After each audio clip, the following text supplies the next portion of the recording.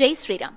జనవరి 22వ తారీఖున మన గృహాల్లో 5 దీపాలు ఎందుకు వెలిగించాలి, ఎలా పెట్టాలి తెలుసుకుందామా? నారాయణుడు నరుడిగా రూపం దాల్చి ఎన్నో కష్టాల్ని మనలాగే అనుభవించి ఎక్కడా తొణకని బెణకని తన సుగుణాలతో అప్పట్నుంచి ఇన్ని యుగాలు దాటినా మనిషి జీవితం ఎలా ఉండాలో జీవించి చూపినవాడు శ్రీరామచంద్రమూర్తి. ఎప్పటికైనా రామయ్య తన రాజ్యానికి రాకపోతాడా అని 500 ఏళ్ల నుంచి 5 తరాలు తమ కన్నీటితో రామనామంతో ఆవేదనతో పోరాడే శక్తి లేక సాధించుకునే మార్గం తెలియక తమ దేహాల్ని వదిలి వెళ్లిపోయారు. మళ్లీ 100 ఏళ్ల తర్వాత ఈ తరానికి దక్కిన అదృష్టం మన రామయ్య ఆలయ నిర్మాణం, రామరాజ్య పాలనం.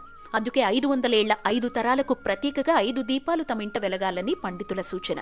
ఈ దీపాలు 22వ తారీఖు ఉదయం నుంచి సాయంత్రం వరకు పూజాస్థలంలో 2, ప్రధాన ద్వారం వద్ద 2, తులసికోట వద్ద 1 లేదా 5 దీపాలు ఒకేసారి పూజాస్థలంలో వెలిగించి రామయ్యకు స్వాగతం పలికి అయోధ్యాక్షతలు తలపై చల్లుకోవాలి. తర్వాత భద్రపరుచుకోవాలి.